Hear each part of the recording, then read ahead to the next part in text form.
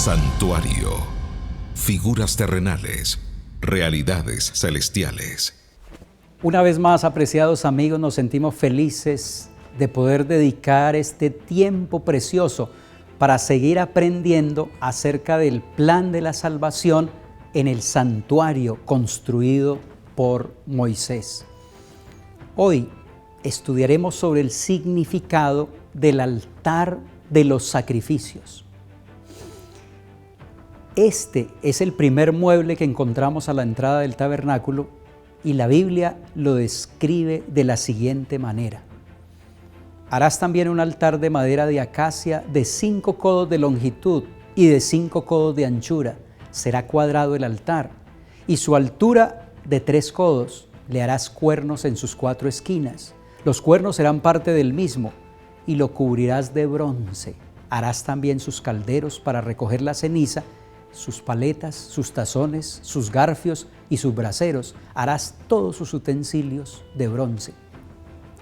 Y le harás un enrejado de bronce de obra de rejilla, y sobre la rejilla harás 4 anillos de bronce a sus 4 esquinas. Y la pondrás dentro del cerco del altar abajo, y llegará la rejilla hasta la mitad del altar. Harás también varas para el altar, varas de madera de acacia, las cuales cubrirás de bronce, y las varas se meterán por los anillos, y estarán aquellas varas a ambos lados del altar cuando sea llevado. Lo harás hueco, de tablas, de la manera que te fue mostrado en el monte, así lo harás. Como ya lo hemos dicho, el primer mueble que el pecador debía enfrentar después de haber traspasado la puerta del atrio era el altar de los sacrificios. ¿Por qué no estaba en primer lugar el arca del pacto con la santa chequina o la fuente de bronce ofreciendo limpieza al pecador? Por la sencilla razón de que no había otra forma de acercarse a Dios y obtener el perdón de los pecados, sino por medio de aquel altar del sacrificio que allí se realizaba.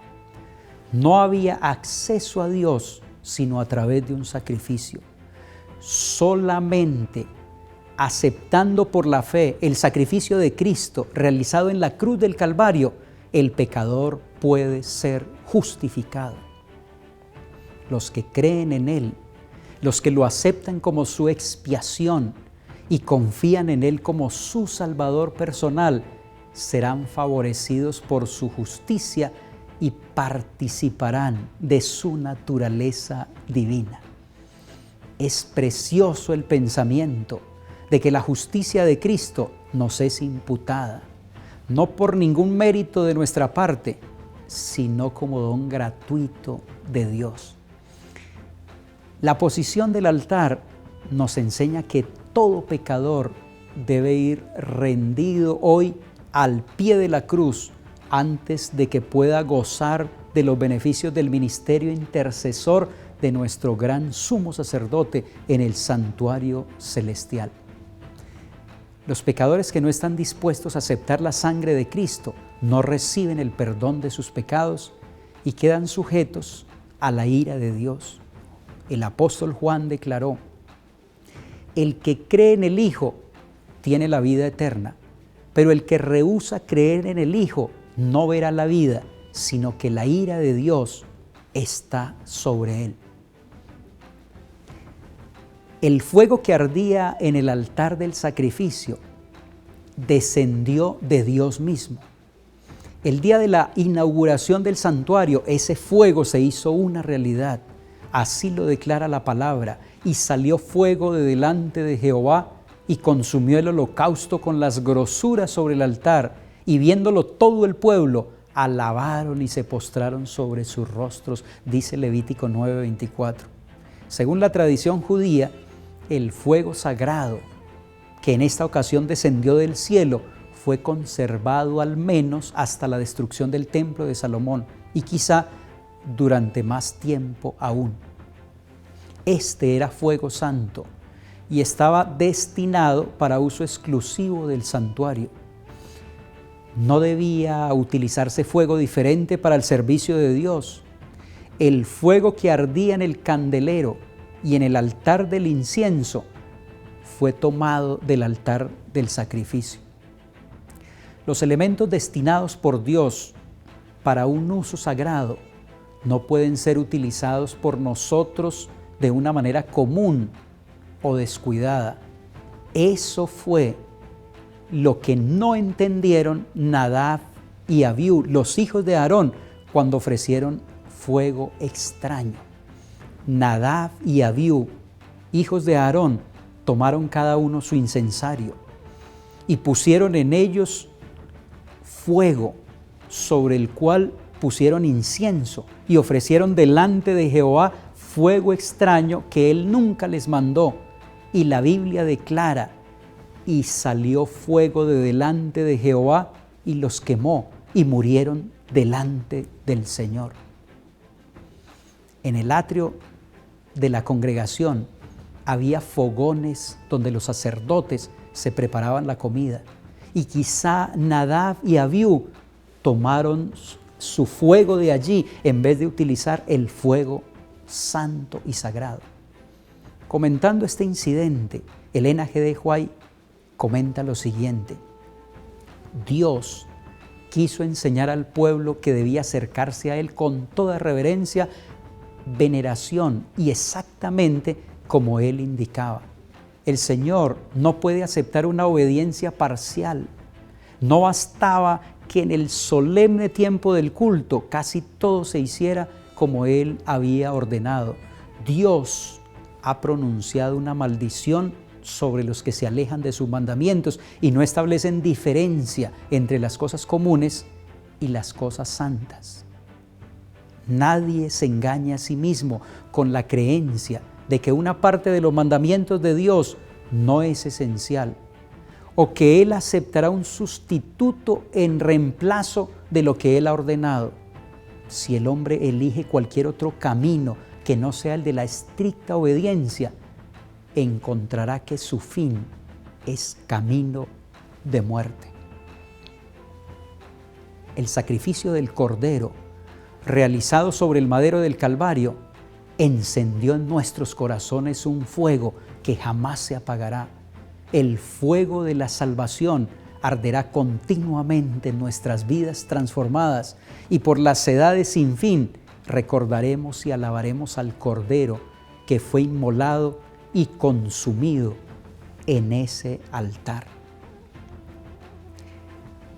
El Cordero que era traído al altar, apreciados hermanos, desde una hora muy temprano en la mañana se podía ver al israelita que había pecado caminando con su víctima y venía hacia el altar del sacrificio. Después de haber traspasado esa puerta ancha, se encuentra en el atrio frente al altar. Un sacerdote se le acerca y le pregunta: ¿qué le pasa a usted? El hombre tartamudea: es que yo he pecado y Dios debe castigar. Sí, dice el sacerdote, entonces debe venir acá. Veo que ya trajo una víctima, dice el sacerdote al hombre con la oveja. Sí, ya sabía que debía traerla. ¿Es verdad que este animal debe morir? Así es, responde el sacerdote, porque sin derramamiento de sangre no hay posibilidad de remisión. Pero ese animal es inocente, dice el oferente, y mis hijos lo quieren demasiado. Esta oveja no hizo ningún mal, ¿cierto? Correcto, dice el sacerdote, pero un culpable nunca puede ocupar el lugar de otro culpable. Por su pecado, usted perdió el derecho a su vida. Ahora usted debe morir o un sustituto inocente en su lugar. Y el sacerdote le indica: ahora ponga sus manos sobre la cabeza de esta oveja, de este cordero. Así reconoce que usted es culpable y el cordero inocente. Muerto el cordero, usted queda libre de su culpa, tal como lo explica la palabra. Ahora el israelita pone sus manos temblorosas sobre la cabeza del animal, confiesa sus pecados al Dios del cielo. El sacerdote le pasa al penitente un tremendo cuchillo muy afilado para que el oferente degüelle la inocente víctima. El pecador levanta su mano, entierra el cuchillo en el cuello del cordero y entonces fluye la sangre que es recogida en un tazón por el sacerdote para ser manipulada fuera y dentro del santuario. Es terrible ver la agonía del cordero desangrándose lentamente y sin embargo, con un suspiro profundo y alzando un momento los ojos al cielo, el israelita siente como si una gran carga cayera de sus hombros. El cordero murió en lugar de él y le será perdonado su pecado. Como dice el profeta, ciertamente llevó él nuestras enfermedades y sufrió nuestros dolores, y nosotros le tuvimos por azotado, por herido de Dios y abatido. Mas él fue herido por nuestras rebeliones, molido por nuestros pecados. El castigo de nuestra paz fue sobre él, y por su llaga fuimos nosotros curados.